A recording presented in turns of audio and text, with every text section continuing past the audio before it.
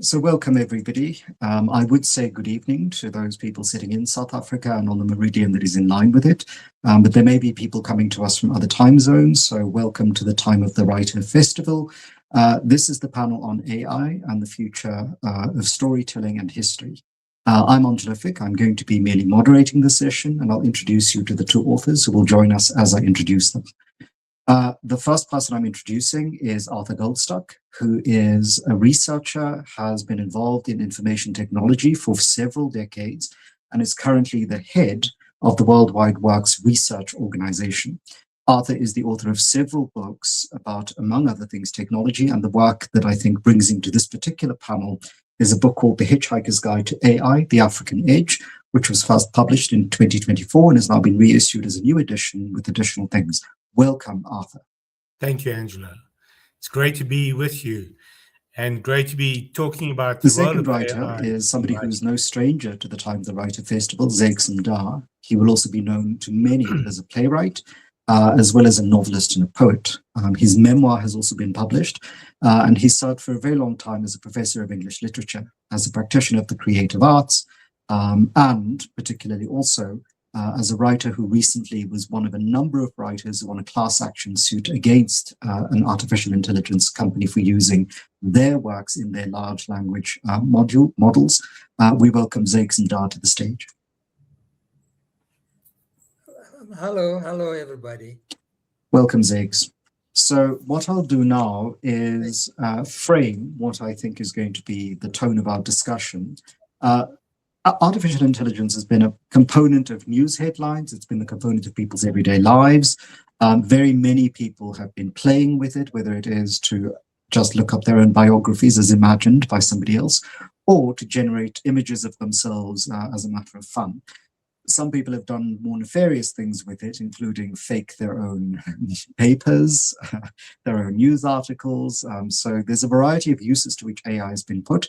Professionals have used it in medical spaces, researchers have used it in photochemistry, and some creative writers and artists have used it in their work. What I think I want to put to the two speakers tonight is, what do they think is the role of imagination and creativity in human endeavor? Maybe storytelling might be part of that. And what role does or could current and future artificial intelligence development play in relation to that role of creativity in human endeavor? Shall we start with Arthur and then go to ZAKES? Thank you, Angelo. Before I answer that, I just want to say what a privilege it is to share the platform with yourself and with ZAKES. I regard him as one of the great imaginative forces of our time. And one of his books, The Madonna of Excelsior, is one of my all-time favorite works. So it's almost a bucket list item for me to be on the same panel as you, ZAKES. But talking about imagination, for me, imagination is how humanity rehearses the future. It gives us the ability to test possibilities before we build them, and how to make meaning out of experience. It's how we connect what happened before to what might happen next. And creativity is what gives imagination form. So people talk about AI as not being capable of creativity, but as it gets better, it becomes more creative as well. But what it doesn't have is it doesn't have the lived experience that we have. It doesn't have the imagination that we have. So yes, it's a fantastic augmentation tool. It's a tool of amplification and even acceleration, because it can speed up your generation of ideas. But mostly it's a tool of imitation, because it finds patterns and it matches patterns and delivers patterns to you, which is why much of what AI delivers is very pedestrian, very ordinary, and does not appear creative to the person that has real imagination. So in effect, AI recombines what already exists, whereas we bring judgment, memory, moral weight, and lived experience to our imagination. And that is a profound difference between human creativity and what is emerging as AI creativity. Thank you, ZAKES. Well, thank you very much, Arthur, and thank you, Angelo. Well, as a writer and a painter as well, imagination, of course, is key in all my endeavors. Imagination and creativity. But then, of course, these are not just, for those people who are in the arts, people like me who are in the arts. I think there are foundational forces that drive every meaningful human endeavor. Without imagination, without creativity, there would be, I mean, we'll still be stuck in the caves. Definitely, there would be no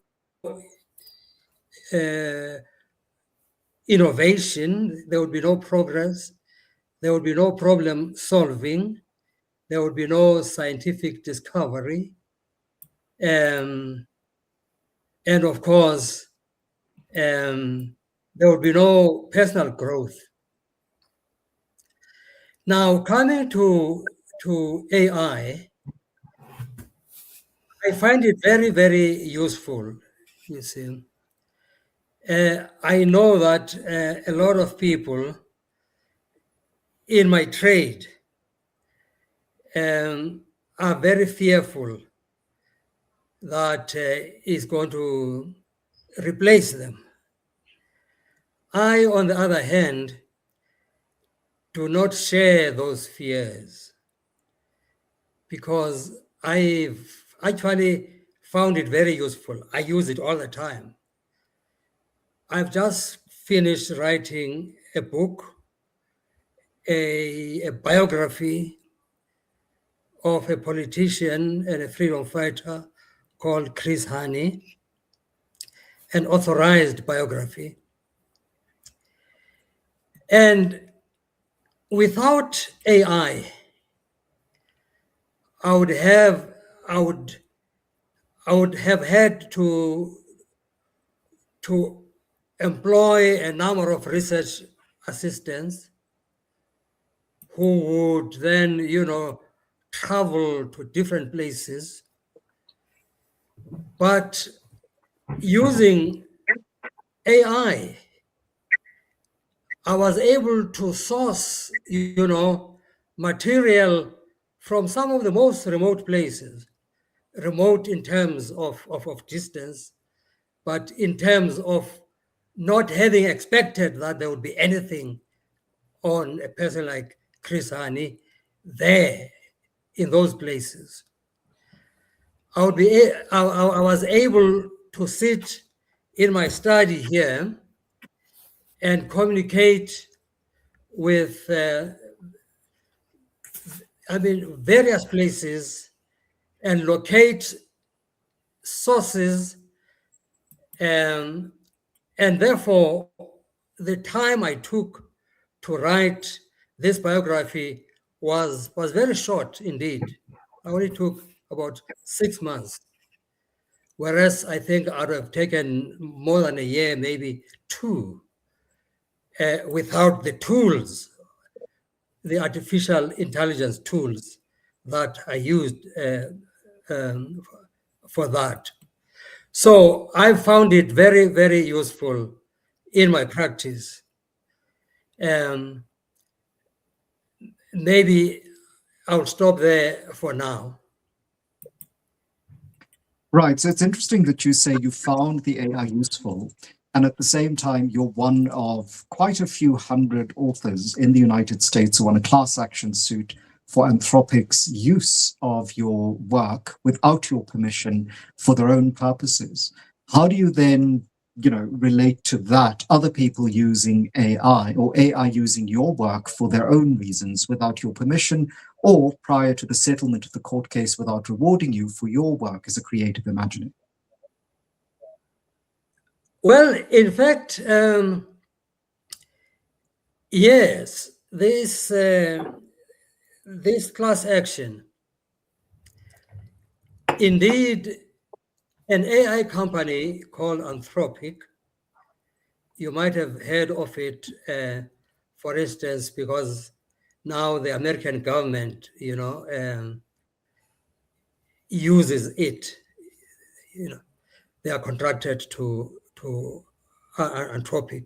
Various departments in America, including the Defense Department, CIA, and so on. Now, Anthropic used our books, our novels, for instance, but also other books of mine that are not novels, to train its LLM, which is large language model. I think Arthur will correct me there.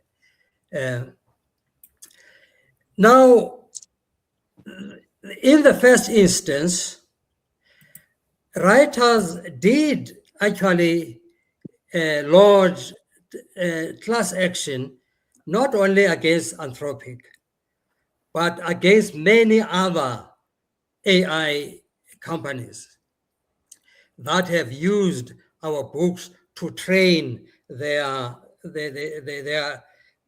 LLMs. But we lost those cases on what is known fair use doctrine. We were only able to win with Anthropic because they accessed our books from websites that had posted our books there illegally. So that was the only reason that they could not use fair use as a shield.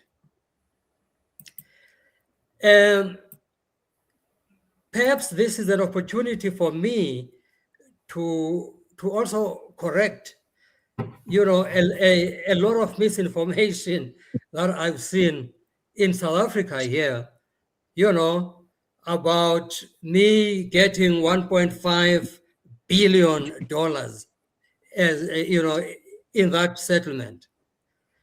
Well, this was just a clickbait, really, because even when they were corrected on that, the various media channels, especially on the internet, they insisted, to have those false headlines. The truth of the matter is that this class action, there are many writers who are involved there. At the last count, there were about 500,000 writers, which means that settlement is shared amongst all those writers, but also amongst the lawyers, you see. And of course, the lawyers will always get a much bigger chunk. So what we get is not as much as people think. You can divide that amount with 500,000 writers, and also, of course, the lawyers and so on. In any case, I was quite grateful that we won that case, and we'll get that settlement. We haven't got it yet, but I think we'll get it around June or so. But otherwise, generally, not only Anthropic has used our material, all AI companies use our books to train their various models, you see. But there's nothing we can do about it at the moment, precisely because there's that judgment in the United States about, fair use. I don't know if that answers the question. Yes, absolutely. So I just want to throw it, the question over to Arthur, who in his book speaks to several people and reports on what their use of AI is. And one of the people he talks to is a writer who uses AI in their work. What did you make of that situation, Arthur? Do your opening gambit was very different from ZAKES's approach to this slightly. So would you agree to the use of AI by this creative writer, given what you opened up with about the difference between the human and the artificial intelligence in relation to mimicry and creativity? Certainly the way ZAKES described it is something that I fully endorse. And it's also the way I've used AI extensively in writing the new edition of The Hitchhiker's Guide to AI. It took me 3 months compared to 6 months for the first edition. Part of the reason both were so quick was because I drew on a lot of the material I'd already written in my columns over the years, but also I used AI to structure both works. And that structuring is a critical part of helping a book to flow, which sometimes can take a writer a long time to get right. So that's certainly one key way of using AI to help one become more creative, by being able to focus on the creativity more intensively, because you're not worrying as much about the structure, for example. So it, in effect, saves you time that you can then devote to being even more human, so to speak. But my favorite interview for the book was, in fact, with a choreographer who created what is described as Africa's first AI opera. Her name is Louise Kutzer, and I went to see the opera in Cape Town. It's called Autoplay, and it was fascinating to watch. You couldn't tell what was AI and what wasn't, but I interviewed her afterwards, where she described the process that she used. And if essentially she was enabling the dancers and the singers to produce sounds that were then recorded and sampled, as they call it, creating loops of sound and then feeding it back into the play itself or into the opera. But it was done using AI to recombine the sounds and almost create new, not quite random, but new patterns of sound that then influenced the way the dancers responded. And as the dancers responded differently and made new sounds with their foot stomping, the AI would then reinterpret that sound again. So you had this constant call and response approach almost. And that's how Louise described it, as call and response. And I realized that was a perfect way of encapsulating what AI can do for a writer, because you basically call on AI to help you with a line or an idea. AI gives you a response.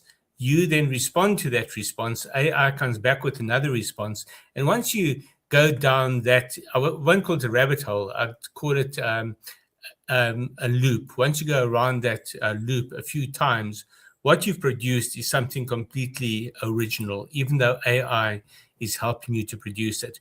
But you have the agency. It's not AI telling you what to do. You're telling AI what to do.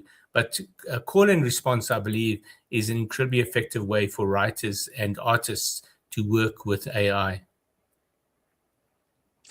So you both touched on the techne aspect of artificial intelligence, which is that it is a technology and it is relative to the human time scale of 250 to 300,000 years, a fairly new technology.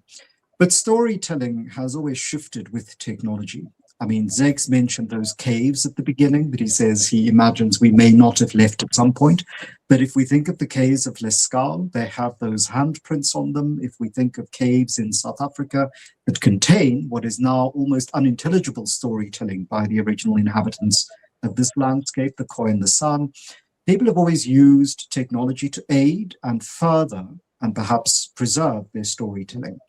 And one can think of, for example, both of you are writers, the fact that you are not just telling your stories orally, but you're actually writing them down that all sorts of things are gained by the addition of technology to storytelling. We now have a permanence. ZAKES does not have to go around and read Ways of Dying from, his memory every time somebody wants to hear it. They can read it. Arthur, they don't need to only listen to recordings of you talk about these interviews.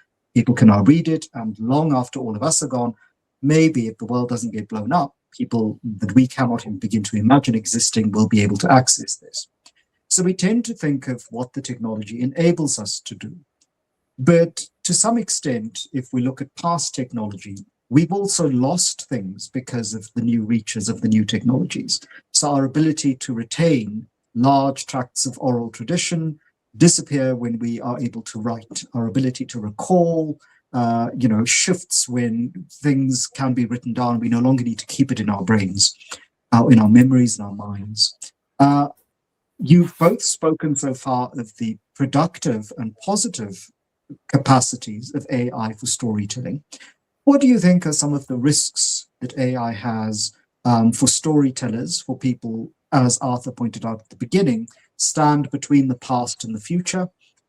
And to what extent is the hallucinogenic component and the hallucination of AI part of that problem? We've heard from university academics that people submit works where the artificial intelligence large language module has imagined works that don't exist. It imagines characters in novels and in plays that aren't there.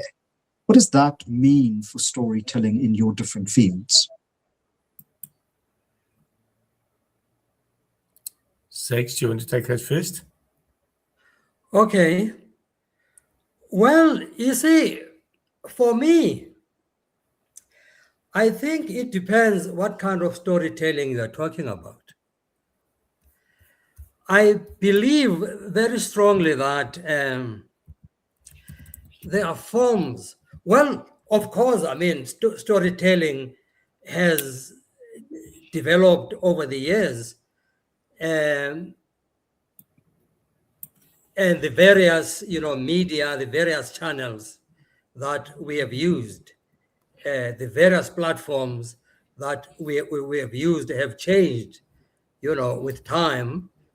As you mentioned, for instance, those paintings that you find in the caves that told their story. We do try to decipher them today and read those stories and interpret them, in the modern day. And of course, things changed, and various forms of writing and so on. I believe that there will always be new developments all the time, but storytelling will remain as essential and as the core, of life and of living. AI, for me, at least at the present moment, I don't know in the future, for instance, when they have artificial general intelligence, which can think for itself without being trained, can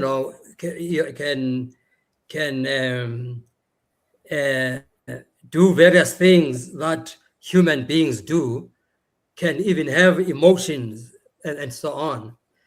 But at this point, I do not believe that the storytelling of, that AI can do.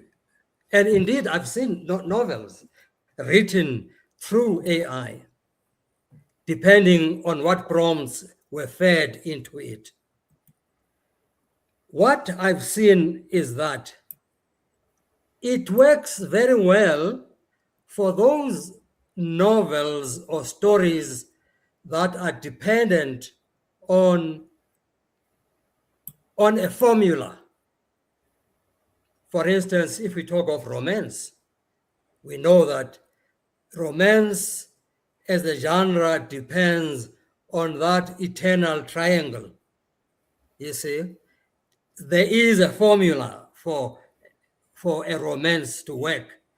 If it's a thriller, if it's a whodunit, if you see, all those are genres that depend on a formula. And readers read those books precisely because they follow the formula that readers love.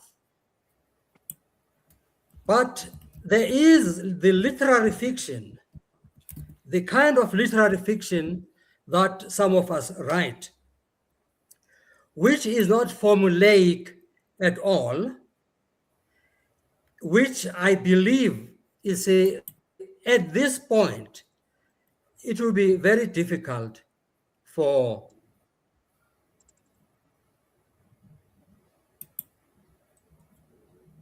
sorry, I was lost there for some time. It will be very difficult for AI in its present form to create an effective, efficient story that a lover of literary fiction would enjoy. I believe that it will still. There are those storytellers who are human and would still be essential. Why? Because readers want that specific storyteller, and that cannot be, the kind of storytelling that cannot be, reproduced by AI at this stage of its development. Angelo, to come in there, I think that's an excellent framing of the issue. When you're talking about the kind of writing that ZAKES produces, you're talking about good storytelling that depends on choices that feel meaningful, but also it's earned and it's true to the world of the story, whereas hallucinations will throw in details that may sound plausible, but they don't have emotional or narrative logic. So the result might be fluent, but it certainly lacks conviction. If you talk about nonfiction or historical storytelling, it's far more serious because their hallucination, of course, invents quotes, events, sources, or connections. The way I've described it is that large language models are language models. They're not fact models. They predict what word will follow the one that went before. And the result is that they average out what they're producing, not in terms of facts, but in terms of language, so that language becomes very flat and pedestrian, whereas great storytelling has got great persuasive power. You don't see great persuasive power yet in AI writing. But the other key element is that it undermines trust. And storytelling is like a contract between the storyteller and the listener or the reader. And even in fiction, the reader is trusting the writer to be truthful within the rules of their invented world. And hallucination enters that process to fill gaps that are not necessarily true to the world that the writer has created. So the writer who uses AI to write for them is doing themselves a disservice, but worse than that, they're doing their reader a disservice, and ultimately they lose the trust of their reader. So that leads us also into what it is that the artificial intelligence. Go ahead, ZAKES. I'm saying that, in fact, I've seen this with art, for instance. There are artists now who are making millions creating art through artificial intelligence. But the distinction lies in that collectors of art, you see, that kind of art has its own audience. And they collect it knowing that this is created by artificial intelligence, and we love it for that reason. We love it because the artist has fed the machine whatever prompts were there, and then he came out with this kind of art. But there is still that art collector who still goes for the art that is created by specific humans. We collect this art because it is created by Nelson Magamo. We collect this is created by this particular artist. I think with writing, it's going to be like that too. In fact, it is already like that because, as I said, I've seen thrillers and romances that that are created via AI, but I've seen and heard readers who would say, I want a story created by this particular writer. So we can all live, side by side and create our stories, different strokes for different folks. Right. So you've both spoken to the issue of audience, and you've just constructed that there may be a particular audience for AI-generated cultural products. But that speaks to, on both of your behalf, a version of the world in which there is an equal access and there is a choice that people may have whether they want to choose a language model generated narrative about a village, or whether they want to listen to somebody tell them the story of that village. But we are speaking at this moment in South Africa in which year on year we're told 8 out of 10-year-olds can't read for meaning in any of our 11 official languages, 12 if you add sign language. So what does this mean in a country like South Africa, middle-income country, relatively wealthy in relation to its neighbors, when one thinks of storytelling and potential audiences that may not have the critical eye, the training, the education, or the basic reading skills to tell the difference between something that has gaps in it because of poor language modeling and insufficient development in AI, and something that is written by ZAKES and Da. Then go 20 years down the line, a machine that can imitate the voice of ZAKES and Da, and you have a group of people who read and can't tell what is ways of dying and what is a machine's imitation of ways of dying. How would AI then work in relation to current conditions in South Africa? And I know you, Arthur, spoke to somebody who is using AI in education. In fact, I keep speaking to people who use it in education, and I find there's a massive divide between those who are finding it to be a tool for good and those who see it as the enemy. So schools typically are banning AI wholesale, whereas universities are starting to come to terms with it and developing policies and procedures for the use of AI, understanding that it's an incredibly powerful tool for enhancing the studying process. But one of my favorite examples was a school teacher in Johannesburg who gives a class an essay topic and tells them to go home and get AI to write the essay for them, and then to bring that essay to class and then tell the class what AI got right and what it got wrong. Of course, you can ask AI to give you that answer as well. What did it get right and what did it get wrong? But the idea is to critique what AI has produced so that you engage with the subject matter rather than simply produce rote material, because it goes back to the beginning of the internet that students would cut and paste online for their homework, for example. So this just is the ability to do it at scale and at speed. The ideal is then to have the student engage with the subject. But Angelo, you mentioned earlier the low literacy rate and the inability of children to read for meaning. And this is an area where AI can become very useful, because one of the things that it's exceptionally good at is translating across forms. And we are now seeing large language models emerging across the African continent. For example, Lalapa AI, which focuses on African language, large language models, or rather small language models. You also have Google investing heavily in translation of languages, both for search purposes and for AI purposes, but going deep into the linguistic traditions of every country.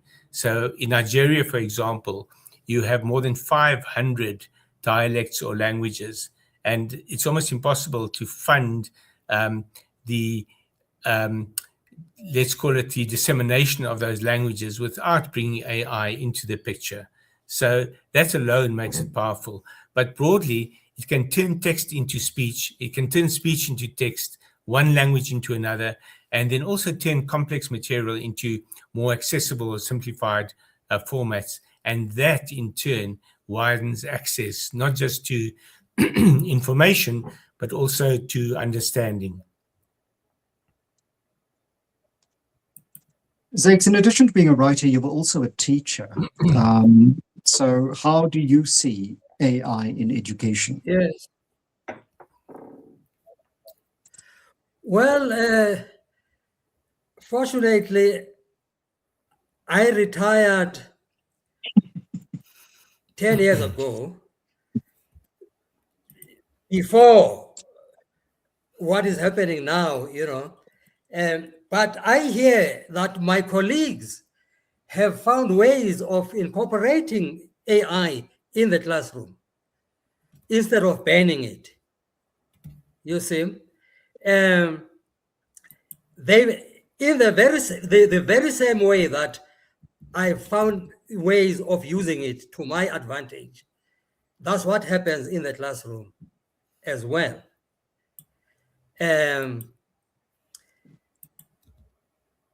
I think the more advanced it becomes, lecturers, especially at universities and so on, will find ways of dealing with that. I do not know what ways those will be in the future, but definitely there is no avoiding it or running away from it. They will have to incorporate it one way or the other in the whole system, in the whole curriculum. You see, it will be a useful tool. Even at this primitive stage, because I think well, I mean, the way I've been using it is very primitive. The way I outlined to you my research for that primitive stage of using AI. But I think even at this primitive stage, you see, students can learn to use it exactly as I was able to use it, to research, find information, is that it does not only give you information, it also tells you the sources, you see. It tells you where it got that information so that you can go to those books or to those archives wherever they are. And fortunately, some of these archives are accessible via the internet. We no longer need, I no longer need to fly to England to research, the life of Father Huddleston when I was writing something on Huddleston here. I had to go all the way there. Now I'm able to access those archives anyway. I'm able to know about them. So schools can use it that way too. Yeah, I just think we are the generation that predates, and I'm glad you raised the issue of having retired 10 years ago. I left the academy 12 years ago. And so what I hear from people who were my colleagues then are now at the ends of their careers, 10 years before retirement, is a frustration, and it's not just in South Africa, but globally, between, particularly in the humanities and social sciences, between an imperative by the university administrators to bring AI into the university because of corporate agreements they have with these companies, and the resistance by critical academics, precisely because they know that the young people coming in have a certain fluency in computer literacy, but don't have the same capacity when it comes to critical literacy, and therefore can't tell what is hallucinated and what isn't, aren't curious enough, and not because they're naturally uncurious, but they live in a society of endless replacement and endless novelty, where curiosity about where something comes from is overridden by the immediacy of having to submit something for deadline. So I think what many institutions are grappling with is not people like us using tools and being able to discern what may or may not be reliable, but more and more younger people coming with deficits that aren't internal to them, struggling with this. But I think there's something else that happens with AI, and it's something that Arthur picks up on in the very first chapter of his book. And I tend to think of sport as a form of storytelling, right? And increasingly I have found when I'm watching highlights of my favorite sport, tennis, the highlights have no relationship to the match that was played. It's either a random selection of shots, or it's shots that are deliberately skewed to disguise who the winner is. And you write about the incorporation of artificial intelligence in rugby in South Africa. Now, many of us who came to sport as amateurs have for a very long time watched sport become professionalized, become business, become part of betting, become part of corporate money-making and capitalism. And that, of course, requires of outcomes that are determinable rather than chanced. And sport traditionally was all about chance. What did the team feel like on the day, in the moment? And in that chapter, you describe, Arthur, how from moment to moment, the use of artificial intelligence by the South African rugby team authorities was able to shift very radically certain outcomes. What does that do for sport, for chance, for game, when the narrative of sport is now being so radically shifted such that outcomes become the importance and not necessarily enjoyment? Well, there's a few simple answers to that, and a very straightforward answer to the question of outcomes influenced by AI. I had the privilege of interviewing Rassie Erasmus for that chapter, and I thought he would be resistant to being interviewed about how he uses AI. But in fact, while it took a long time to negotiate the interview, he was very forthcoming and very generous in his time and his comments. And he made it clear that if you don't use AI, you're already 10 points behind on the field, or 10% of the points already lost. By using AI, you stay in the game in effect. But AI is not going to win the game for you. He did say that AI is worth at least 1 point in a game. And any rugby fan will know that 1 point in a game won the quarterfinal, semi-final, and the final of the 2023 World Cup. So my argument is that AI actually won the World Cup for South Africa. But Rassie will tell you that everyone is using AI. They're all using it for their own analysis. They're using it partly to analyze the opposition team as well. But ultimately, it's the extent to which the players put their bodies on the line that determines who wins. AI won't decide the winner in the end when players are putting their bodies on the line, when players are putting their passion into the game. And that word, passion, is actually a key to almost any discussion about whether AI can overtake humans. Humans have the most incredible passions. You have a passion for tennis. I have a passion for football.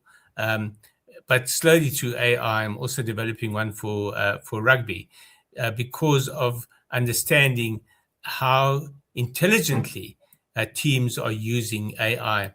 But you mentioned the example of content that doesn't relate to what you were watching before. That's poor use of AI by the studios in automatically packaging material without a human oversight. And it's a good example of why it's so important to have human oversight over anything that AI produces. You need human guidance, human judgment, but most of all, human passion.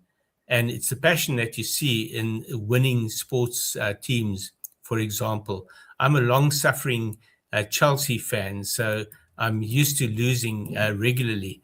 But what Chelsea fans always see when their team has their backs against the wall and the team spirit is high, the passion with which they play takes them over the most incredible hurdles. They can beat the best teams in the world with players that are not the best in the world necessarily, purely through that passion. And AI is not going to touch that passion. It's not going to help the other side come back when these players have put their bodies on the line. Sorry, I'm passionate about that topic. Zakes, you're able to hear us again. I'm not certain that Zakes can hear me because he did put into the chat that he's unable to hear us. So what I'll do is just... Has everybody left? I seem to have lost everyone. Still, I'm not certain what is going on, but I can't see anybody or hear anyone. Can you hear me now?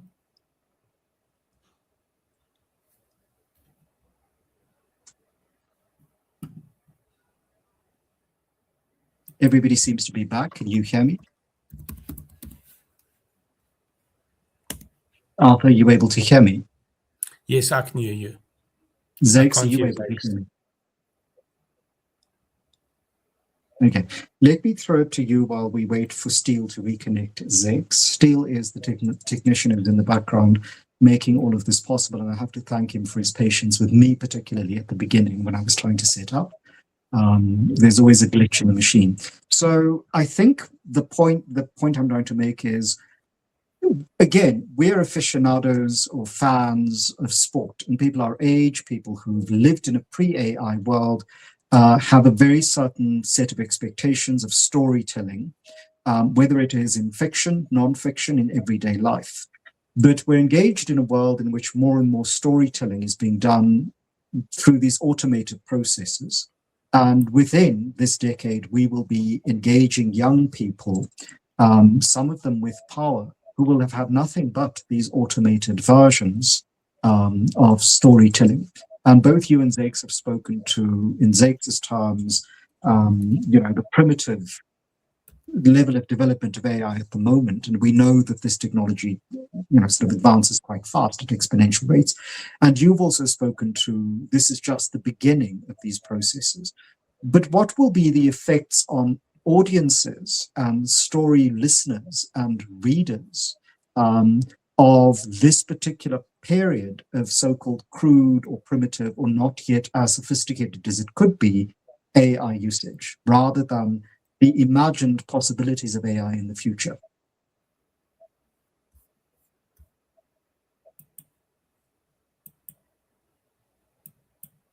I'm not certain anybody heard my question. I didn't hear the end of the question, Angelo. Yeah, so I think that there's a problem with the text, so we might want to start sort of closing this down so that Zakes is not just sitting staring at his screen for the next 10 minutes, and I'm not getting anything from Steele either. Yeah. So can we... I'm not... Right. Are people able to hear me? I can hear you. Because Steele has now removed me twice, so I don't know when people can and cannot hear me. So I think let's go to concluding remarks. What do you think is, if you were to have just, a brief statement on the role of artificial intelligence in relation to storytelling in this moment in history? What do you think it is, and what do you think is its positive capacities for the future? I like to use the pajama metaphor. When COVID arrived and we all went home and communicated via Zoom, people would turn up for meetings I'm talking now about work meetings, typically in formal dress above the waist. And unknown to anyone, they would be wearing pajamas below the waist. And I see AI as the equivalent for writers. What you see of the writer's work is the writer's voice, the writer's creativity, the writer's imagination. What you don't see below the waist is the pajamas, which is where AI has done the hard work behind the scenes.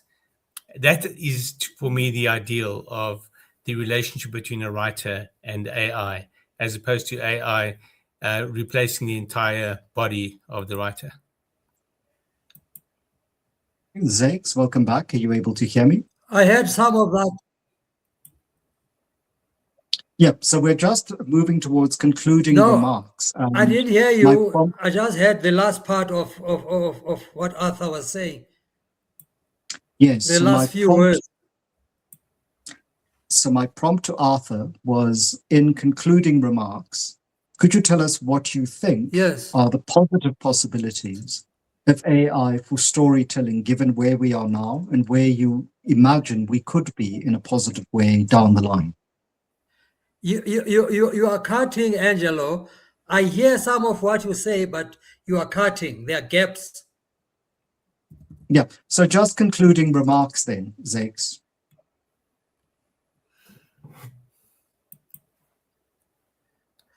So perhaps Steve. Concluding could remarks. communicate- Well, Yeah. I'm saying that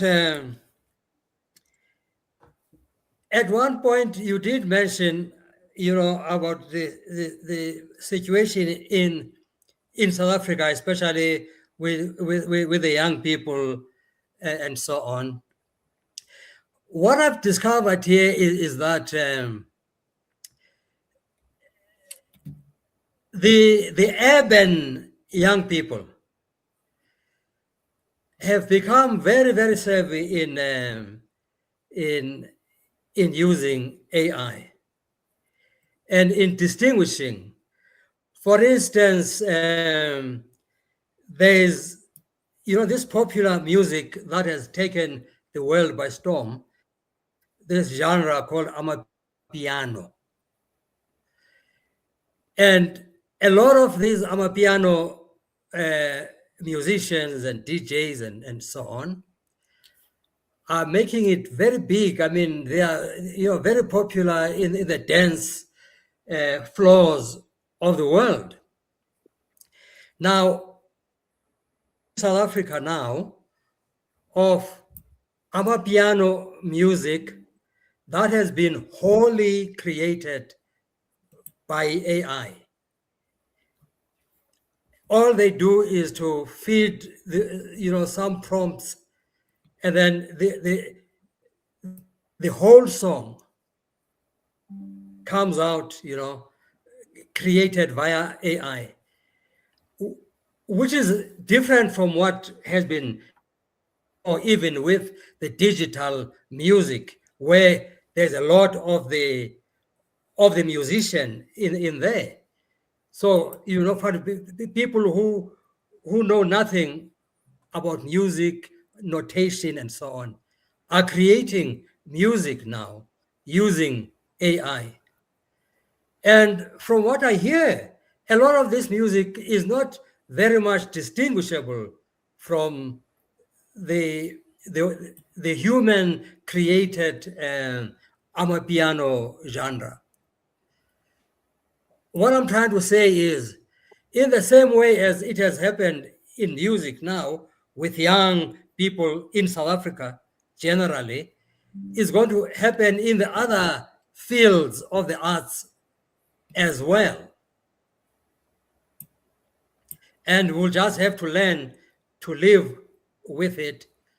We just have to learn to distinguish, how, or to decide how we are going to consume that product as opposed to the products that are human created, if at all. If we so choose. I think it will depend on choice now, what kind of art you want. Okay. So on that note, thank you so much to both ZAKES and Arthur GOLDSTUCK for an hour of your time on this issue. ZAKES is the author of several novels, the writer of several plays, his memoir and his visual art. Many of us have enjoyed your books, and I think will continue to do so. What we have from Arthur is a collection of books looking particularly at the present in relation to the future. And those have been very useful for very many people to think creatively and imaginatively about the possibilities of the now and what it affords for people wanting to make a different kind of way of being in the future. And I think that that is going to be the crisis or the ethical crux for very many people in relation to AI and creativity and how it shapes the present and how it will shape the future. Thank you to the Time of the Writer Festival for organizing this panel and for allowing me to read Arthur's book and to engage with ZAKES legal issues. I thank everyone for your presence here and look forward to the rest of the festival. Thank you so much. And thank you to Steve for helping us all. Thank you, Brother ZAKES. Tech issue. Thank you very much, Arthur. Thank you, Angelo. Thank you, ZAKES. Thanks, Jakob.